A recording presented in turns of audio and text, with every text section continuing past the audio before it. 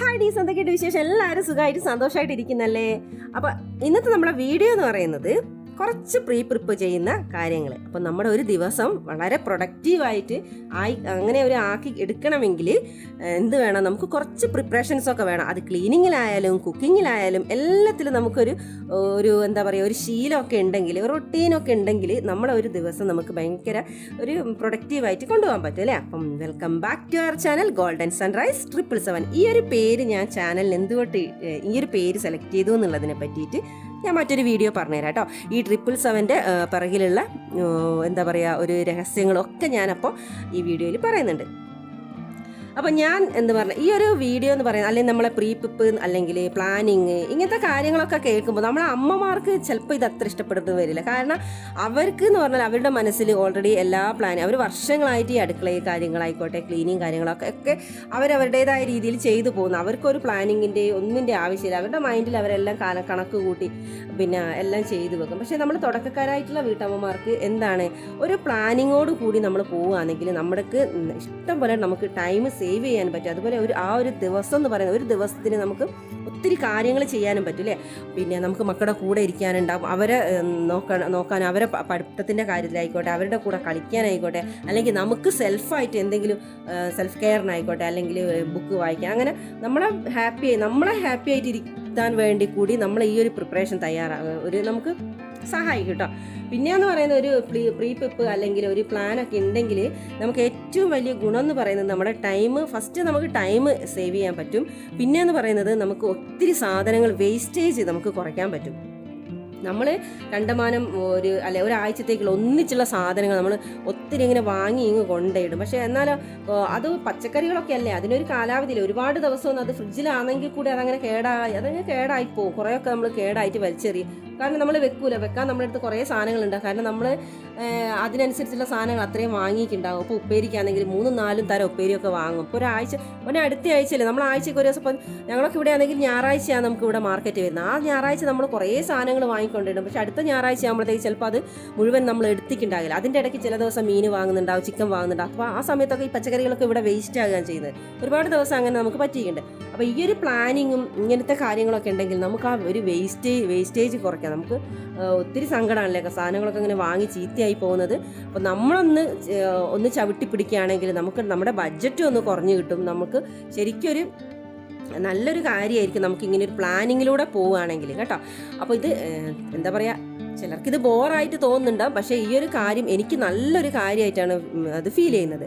അപ്പോൾ നമ്മുടെ വീടും അതൊരു ക്ലീൻ ആയിട്ടിരിക്കും. പിന്നെയെന്ന് പറയുന്നത് നമ്മളെക്കുറിച്ച് എപ്പോഴും ഉള്ളൊരു പരാതിയാണല്ലേ, രാവിലെ തൊട്ട് വൈകുന്നേരം വരെ അടുക്കളയിൽ നിൽക്കുന്നു. എന്നാൽ പിന്നെ നമ്മൾ അടുക്കളയിൽ എന്ത് കാര്യം ചെയ്തതെന്ന് ചോദിച്ചാലോ, രാവിലെ തൊട്ട് വൈകുന്നേരം വരെ നമ്മൾ അടുക്കളയിൽ ഇരുന്ന് പണിയുന്നുണ്ടാവും. എന്നാൽ അത് പണി തീരുമോ? അതുമില്ല. വൈകുന്നേരം രാത്രി 10 മണി വരെ നമുക്ക് പാത്രം കഴുകാനും ഇതാക്കാനും ഒക്കെ ഉണ്ടാവും.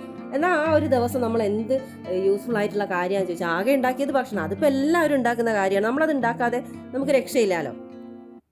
എന്നാൽ ആ ഒരു കാര്യങ്ങൾ നമ്മൾ പെട്ടെന്ന് തന്നെ അടുക്കളയിൽ നിന്ന് ഇങ്ങനെ തിരിഞ്ഞ് കളിക്കാണ്ട് നമ്മൾ പെട്ടെന്ന് തന്നെ അടുക്കളയിൽ നിന്ന് ഇറങ്ങണമെങ്കിൽ എന്നാൽ പിന്നെ നമ്മുടെ അടുക്കളയിൽ എല്ലാ കാര്യങ്ങളും ചെയ്ത് കറക്റ്റാക്കി ഇടുകയും വേണം. അതുപോലെ തന്നെ രാത്രി നമ്മൾ ഉറങ്ങാൻ പോകുമ്പോൾ ഒക്കെ ക്ലീൻ ചെയ്ത് ഇട്ട് കിടക്കുകയാണെങ്കിൽ തന്നെ പിറ്റേ ദിവസത്തെ ആ ഒരു ദിവസം ഫ്രഷായിട്ടും പ്രൊഡക്റ്റീവായിട്ട് നമുക്ക് കിട്ടണമെങ്കിൽ നമ്മൾ തലേ ദിവസം കുറച്ച് കാര്യങ്ങളൊക്കെ ചെയ്തു വെക്കണം അല്ലേ? അപ്പോൾ ഞാൻ ഇവിടെ മഴയാണ്, കുറച്ച് ദിവസമായിട്ട് മഴയായതുകൊണ്ട് അങ്ങനെ മുറ്റമൊന്നും അങ്ങനെ അടിക്കില്ലേ. അപ്പോൾ വൈകുന്നേരം എന്ത് ചെയ്ത് കിളികൾ അരിയൊക്കെ കഴിച്ച് അവർ കുറച്ച് സമയം അരി കഴിക്കാൻ വരുമല്ലോ. അപ്പോൾ അവരുടെ അരി കഴിക്കുന്ന കുറച്ചിങ്ങനെ മുറ്റത്തൊക്കെ ബാക്കി കിടക്കുക, അത് മുഴുവൻ കഴിക്കട്ടെ എന്ന് വിചാരിച്ചിട്ട് അങ്ങനെ വെയിറ്റ് ചെയ്ത് അപ്പോൾ നമ്മൾ വൈകുന്നേരം ആയപ്പോൾ മുറ്റമൊക്കെ ഒന്ന് അടിച്ചു. അപ്പോൾ എന്തായാലും മുറ്റത്തിറങ്ങിയാലോ. അപ്പോൾ ഞാൻ ഇവിടെ വന്നതിന് ശേഷം നട്ട് വളർത്തിയ വാഴയും അതുപോലെ ശംഖുപുഷ്പത്തിൻ്റെയൊക്കെ വിത്താട്ടോ ഞാൻ കൊണ്ടുവന്നത്. വിത്ത് കൊണ്ടുവന്ന് ഇവിടെ നട്ട് പാകി അതിലിപ്പോൾ പൂ വരെ ഉണ്ടായി. പിന്നെ നമ്മുടെ കറിവേപ്പില, ഇത് ആദ്യമുള്ള കുറച്ച് പ്രായം കൂടിയ കറിവേപ്പിൻ്റെ മരമാണ് കേട്ടോ. അതവിടെ കുറച്ച് ആദ്യം ഞങ്ങൾ വരുന്നതിൻ്റെ മുന്നേ ഉണ്ട്. ഇപ്പോൾ അതിൽ കുറച്ച് ഇലയൊക്കെ വന്നു തുടങ്ങി. പിന്നെ വെണ്ട, ഇതൊക്കെ നമ്മളിവിടെ ഇപ്പോൾ വന്ന് നട്ട് പിടിപ്പിച്ചിട്ട് ഉണ്ടായത് കേട്ടോ. ഇതിൽ നിന്ന് നമുക്ക് അത്യാവശ്യം ഓരോരോ ചെടിയിൽ നിന്നും ഒരു ദിവസം 1-2 വെണ്ടെങ്കിലും കിട്ടുന്നുണ്ട്. അതൊക്കെ ഭയങ്കര സന്തോഷമാണ്. അതിൽ കൂടെ നമുക്ക് വലിയൊരു ലാഭമൊന്നുമല്ല നമ്മൾ ഉദ്ദേശിക്കുന്നത്. നമ്മുടെ മനസ്സിൻ്റെ ഒരു സന്തോഷം, നമ്മളെപ്പോഴും ഹാപ്പി ആയിട്ടിരിക്കുക, പ്രൊഡക്റ്റീവായിട്ടിരിക്കുക എന്നുള്ളതാണ് ഇത്തരം കാര്യങ്ങൾ കൊണ്ട് നമ്മൾ ചെയ്യുന്നത്. ഇതിനൊക്കെ നമുക്ക് ടൈം കിട്ടണമെങ്കിൽ നമ്മൾ ആദ്യം വീട്ടിലെ ക്ലീനിങ്ങും കുക്കിങ്ങൊക്കെ ഒന്ന് കഴിഞ്ഞിട്ട് വേണ്ടേ. പിന്നെ നമ്മുടെ മക്കളുടെ കാര്യം എല്ലാ കാര്യങ്ങളും കഴിഞ്ഞാലേ നമുക്കിതൊക്കെ ചെയ്യാൻ സമയമുണ്ടാവും. പിന്നെ നമുക്ക് എന്തെങ്കിലുമൊക്കെ ഒരു അത്യാവശ്യം നമുക്കൊരു ഇഷ്ടപ്പെട്ട സിനിമയോ അല്ലെങ്കിൽ റീലോ ഒക്കെ കണ്ടിരിക്കാനും നമുക്ക് സമയം വേണം. എല്ലാത്തിനും ഒരു ദിവസം വേണം. എല്ലാവർക്കും ഒരു ദിവസം എന്ന് പറയുന്നത് എല്ലാവർക്കും ടൈം 24 മണിക്കൂർ തന്നെയാണ് ദൈവം കൊടുക്കുന്നത് അല്ലേ. അപ്പോൾ നമുക്കായിട്ട് കുറച്ച് കുറഞ്ഞൊന്നും പോകുന്നില്ല. പക്ഷെ നമ്മളത് എങ്ങനെ യൂസ് ചെയ്യുന്നതിനനുസരിച്ചാണ് നമുക്ക് കിട്ടുന്ന ടൈം. അപ്പോൾ ഞാൻ എന്ത് വിചാരിച്ചു, വൈകുന്നേരത്തെ എന്ത് ചെയ്യുക, ഇന്നിപ്പം നല്ല ഇല കാണുമ്പോൾ എനിക്ക് അടച്ചു വിടണമെന്ന് തോന്നും. അപ്പോൾ മക്കൾ വൈകുന്നേരം എന്തായാലും കളിച്ചിട്ടൊക്കെ വരികയല്ലേ. അപ്പോൾ നമുക്ക് എന്തെങ്കിലും ഇവിടെ ബേക്കറി ഐറ്റംസ് എന്ന് പറയുന്നത് അധികം ബ്രെഡും അല്ലെങ്കിൽ ബട്ടർ ഇതൊക്കെ തന്നെയാണ് ഇവർ വാങ്ങിക്കൊണ്ടുവന്ന് കഴിക്കുന്നത്. അതിനോട് അത്ര ഞാനങ്ങനെ താല്പര്യപ്പെടലില്ല. അപ്പോൾ കുറച്ച് വല്ലപ്പോഴും നമുക്ക് അത് കഴിക്കുന്നതുകൊണ്ടൊന്നും കുഴപ്പമില്ല. അപ്പോൾ ഞാൻ എന്ത് ചെയ്തു, എന്നാൽ പിന്നെ അടയ്ക്കുള്ള പരിപാടിയൊക്കെ നോക്കാമെന്ന് വിചാരിച്ച് കുറച്ച് ഇലയൊക്കെ പറിച്ചുകൊണ്ട് പോയിട്ട് അട ഉണ്ടാക്കാമെന്ന് വെച്ചാൽ. അപ്പോൾ മുറ്റടിയൊക്കെ കഴിഞ്ഞ് നമ്മളെന്ത് കൈയും ഒക്കെ ഒന്ന് കഴുകി വന്നതിന് ശേഷം നമ്മളെന്ത് ചെയ്യുക, അടയ്ക്ക് വേണ്ട ഗോതമ്പ് മാവ്, അതുപോലെ തന്നെ തേങ്ങ, ശർക്കര, പിന്നെ അതിൽ കുറച്ച് പഴം, ഏലക്കായി ഇതൊക്കെ ഒന്ന് സെറ്റാക്കി വെക്കണമല്ലോ.